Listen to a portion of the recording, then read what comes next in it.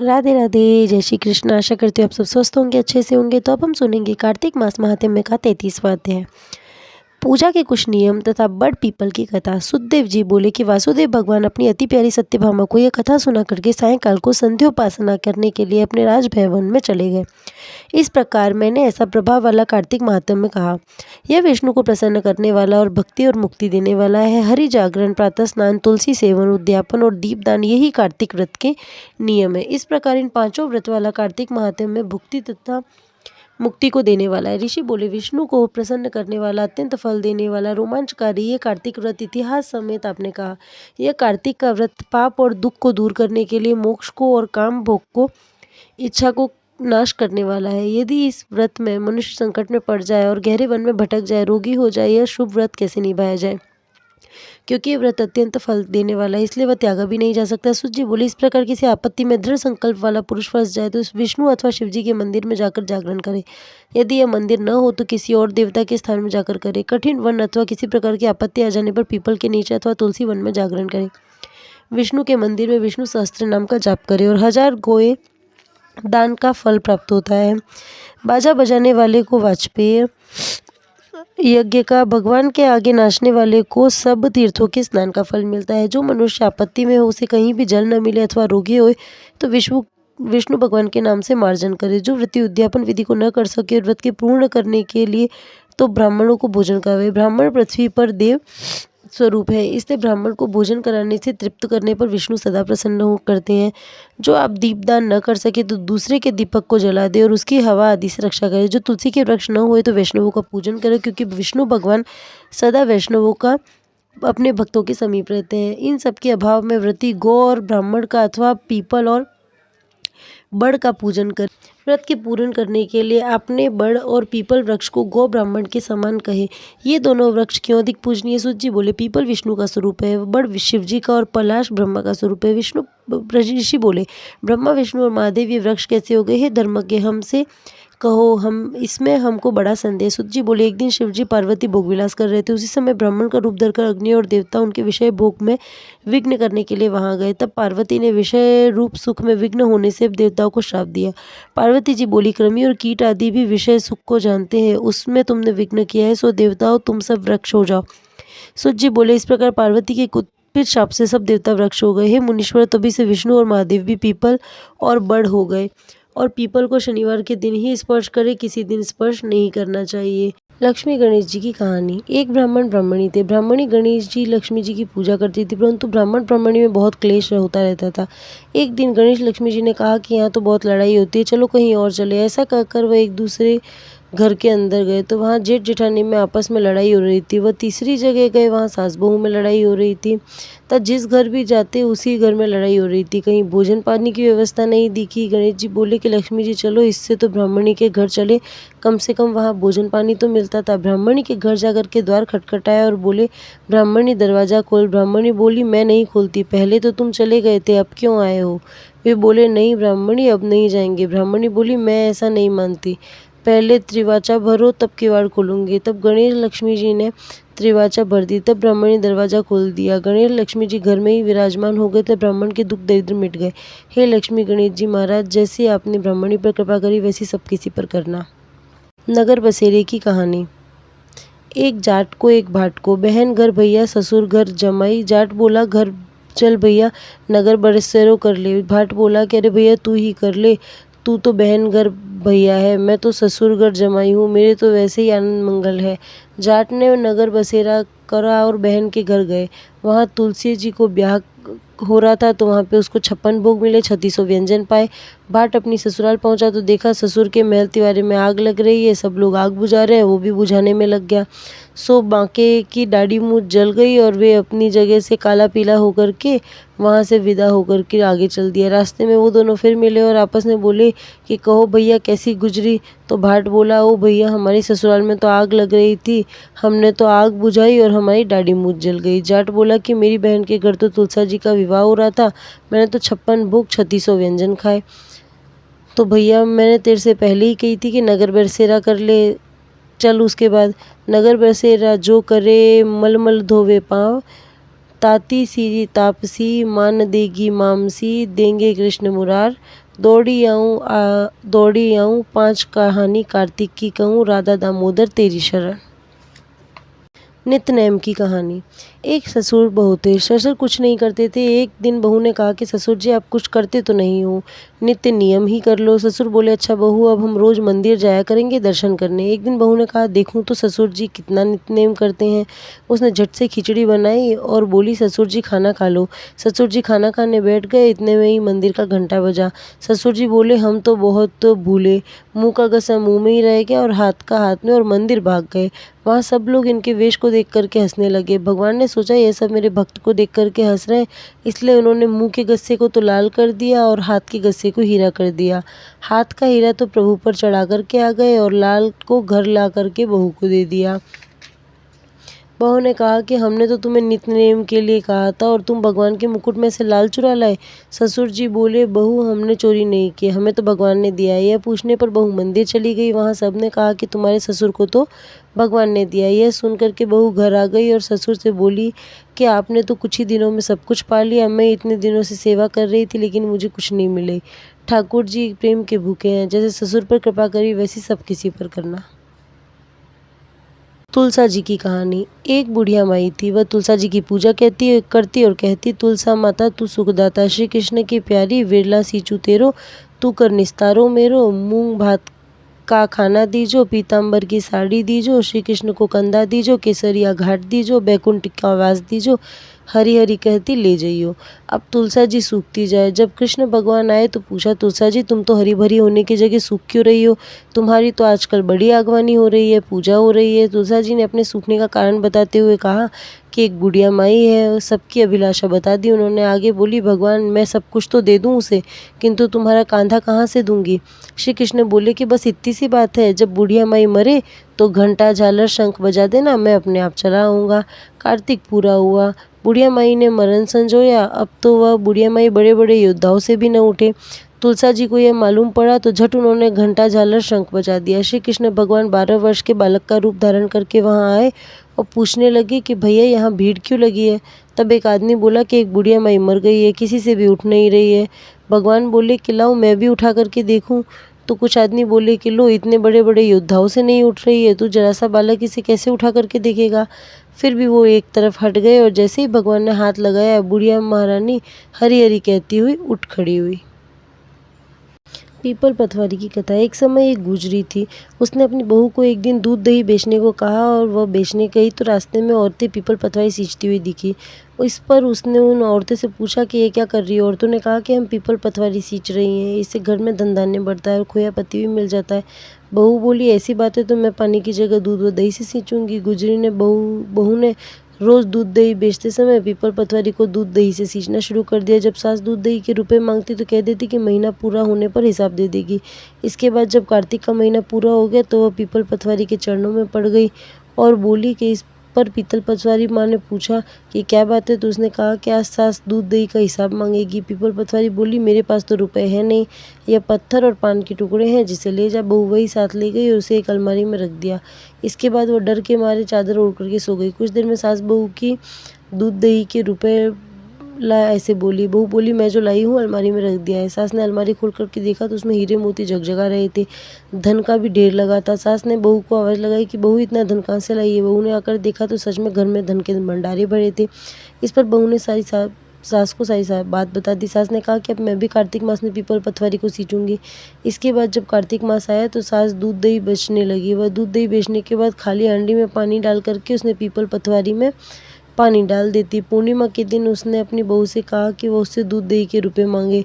जब बहू ने दूध दही के रुपए मांगे तो वह पीपल पतवारी के चरण पकड़ कर कहने लगी कि मुझसे बहू रुपए मांग रही है। इस पर पीपल पतवारी ने उसे पत्थर और पान के टुकड़े दे दिए, जिसे सास ने लाकर अलमारी में रख दिए। इसके बाद जब बहू ने अलमारी खोल के देखी तो उसमें कीड़े मकोड़े मिले। इस पर सब कोई कहने लगे कि बहू तो सत की भूखी थी, लेकिन सास ने धन की भूखी होकर के पीपल पतवारी को सींचा, इसलिए उसे फल नहीं मिला।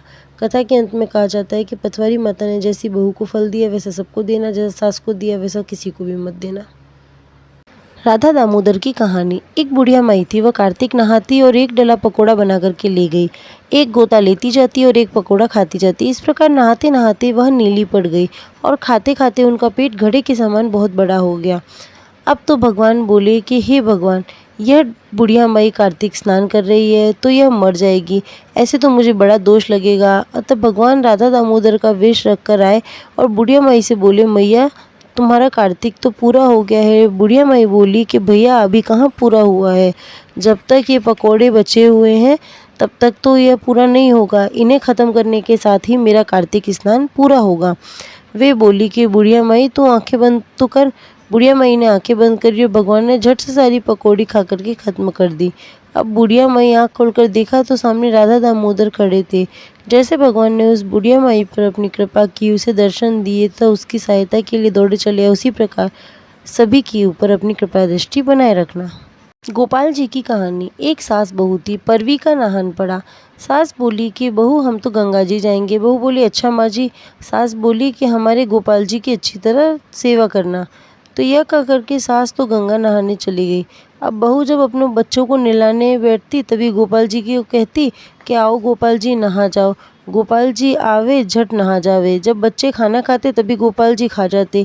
परवी के नहान वाले दिन सास नहाई तो उसका कंगन खो गया। घर पर बहू नहाई सो बोली कि मन चंगा तो कटौती में गंगा। लहर लहर करती गंगा जी आई और सास का कंगन भी ले आई। बहू ने कंगन उठा लिया और कहा अरे यह तो हमारी माँ जी का है।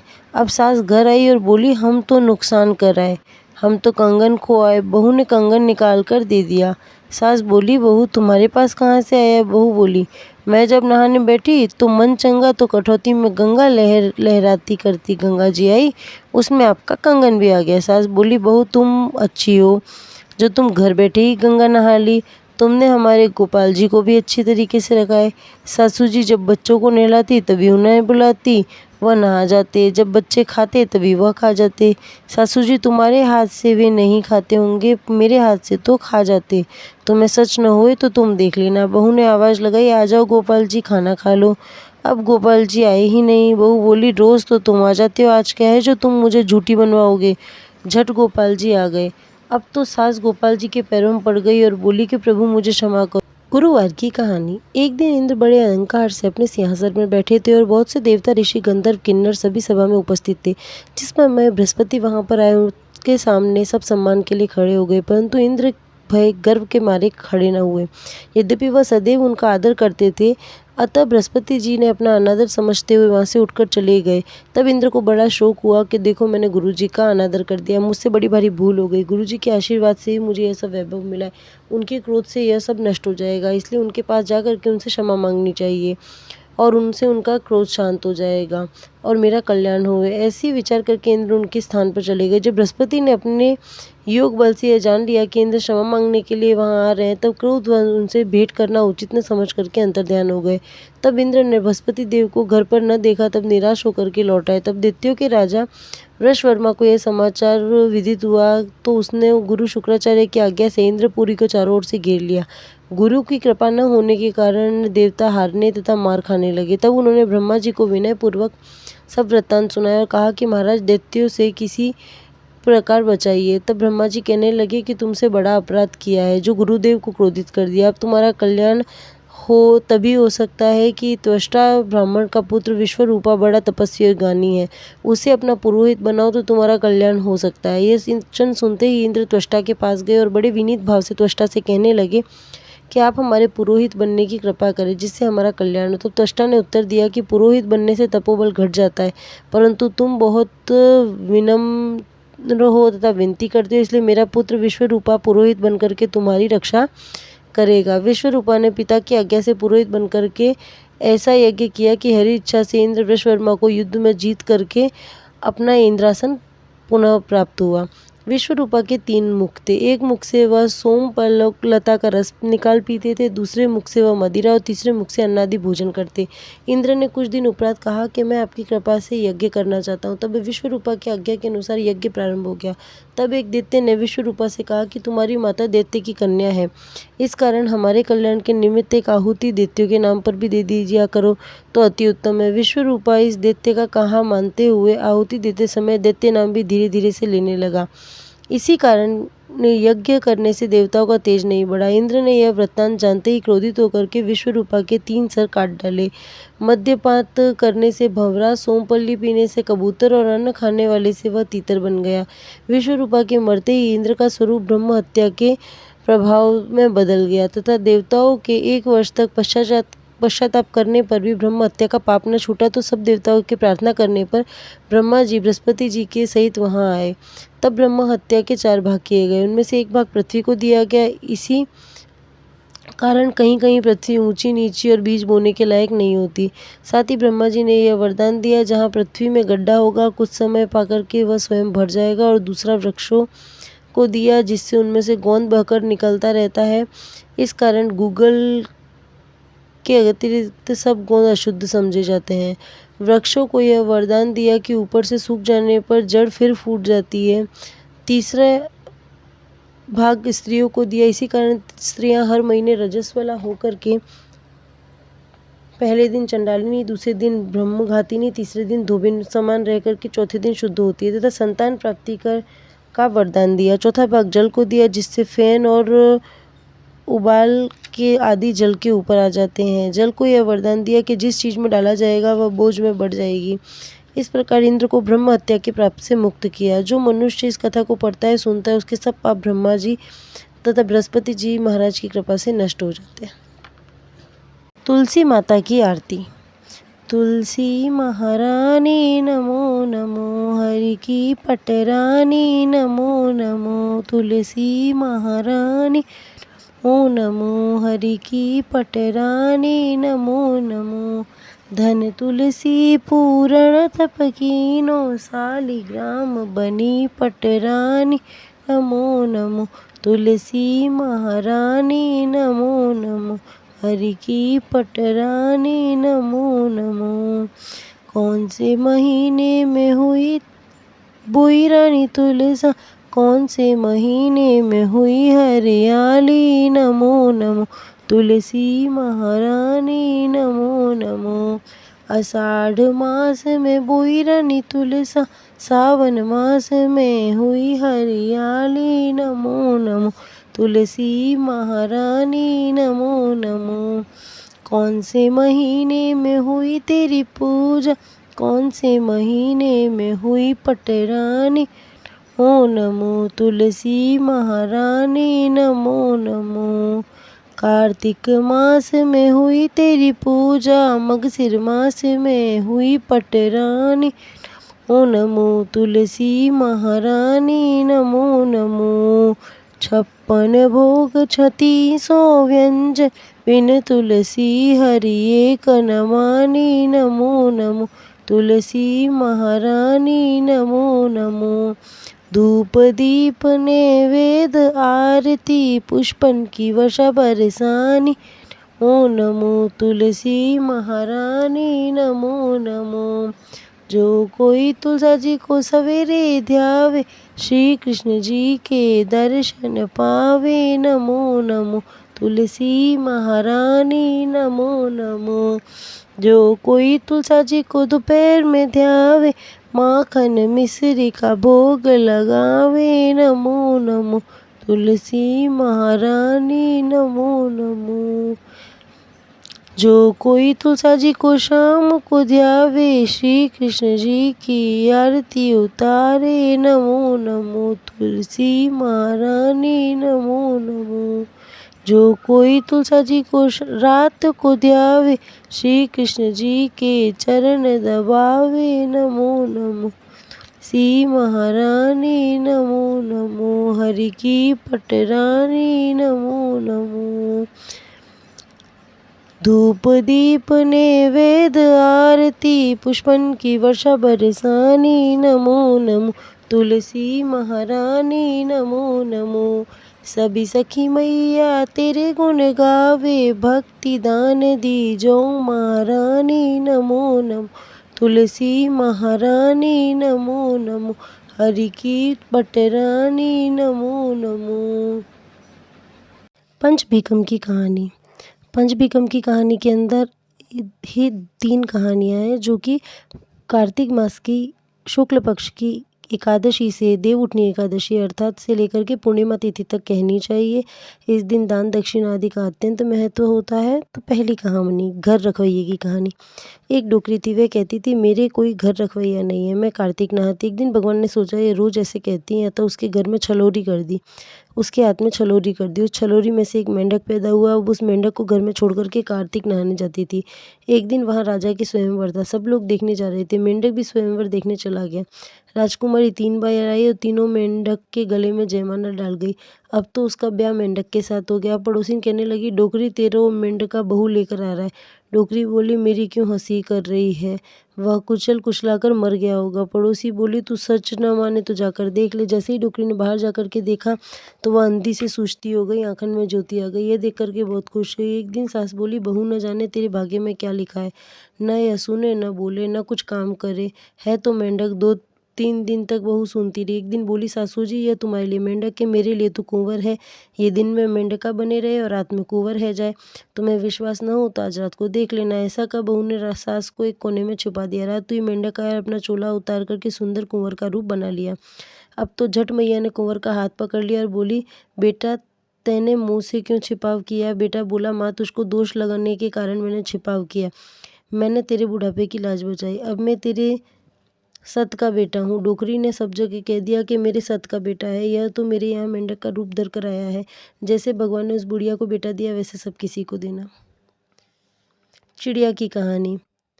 4 चिड़िया थी, वे कार्तिक नहाती थी। एक ने कपड़ों का दान किया, दूसरी ने मूंग भात, तीसरी ने फलों का, चौथी ने सोने चांदी का दान किया। चारों चिड़िया कार्तिक पूरा होने पर मर गई। उन चारों ने एक राजा के यहाँ 4 लड़कियों का जन्म किया। उनमें से जिसने कपड़े का दान किया वो नित्य नई नई साड़ी पहनती थी। जिसने खाने का दान किया उसे नित्य नए नए के पकवान मिलते थे। जिसने फलों का दान किया था उसे रोज तरह तरह के फल खाया करती थी। और जिसने आभूषणों का दान किया वह नित्य सुंदर सुंदर आभूषण ही पहनती थी। अब किसी को भी दूसरी चीज़ नहीं मिले तो वो परेशान हो जाते। पंडित के पास गई, सब बात पूछी तो पंडित ने बताया कि तुम पिछले जन्म में 4 चिड़िया थी, तुम चारों कार्तिक नहाई, उसके पुण्य के प्रभाव से तुमने राजा के यहाँ जन्म लिया। तुम में से किसी ने कपड़ा, किसी ने सोना, किसी ने चांदी, किसी ने फल का दान किया और तुमने खाने का दान किया। सो तुम्हें नित्य तरह तरह के भोजन मिल रहे हैं। जो जैसा दान करता है उसे वैसा ही फल मिलता है। घुन सुन की कहानी। एक घुन थी और एक सुन थी। घुन जो था वो घुन ही करता था और सुन कार्तिक वाली औरतों की धोती में लिपट कर कार्तिक स्नान कराती थी। यह घुन से कहती कि कुछ गुना कर कुछ सुना कर, पर वह कुछ सुनता ही नहीं था। जब कार्तिक बीत गया दोनों मर गए। तब संयोगवश सुन ने राजा के घर लड़की का जन्म लिया और घुन हाथी बना। लड़की के यहाँ बड़ी होने पर राजा ने शादी कर दी, दहेज में वो हाथी भी दिया। लड़की के विदा होने पर हाथी चले नहीं, बड़ी कोशिश की पर वह टस से मस नहीं हुआ। तब राजकुमारी आकर उसके कान में कहा मैंने तुमसे पहले ही कहा था कि कुछ गुना कर कुछ सुना कर, परंतु तुमने मेरी एक बात नहीं मानी। अब क्यों रूठते हो, झट चलो। हाथी चल दिया। यह देख कर के सब बोले यह कोई जादूगर नहीं है। इसके कुछ कहते ही हाथी झट चल दिया। राजकुमार बोला मैं इससे ब्याह नहीं करूँगा। वह बोली मैं जादूगरनी नहीं हूँ, मैं पूर्व जन्म में सुन थी। यह हाथी घुन था। मैं कार्तिक स्नान करने वालों की धोती में लिपट कर स्नान कराती थी और घुनता ही रहता था। मैं इससे कहती कि कुछ गुना कर कुछ सुना कर, परंतु इसने मेरी एक न मानी। उसी के कारण मैं राजकुमारी हुई और यह हाथी। अतः इसे पूर्व जन्म की याद दिलाई, सो यह चल दिया। जो जैसी करनी करता है उसे वैसा ही फल मिलता है। वीडियो अच्छी लगी हो तो चैनल को लाइक शेयर एंड सब्सक्राइब करना ना भूले और कमेंट करके बताएं आपको और कौन से वीडियो देखने हैं। मेरे साथ कहिए राधे राधे।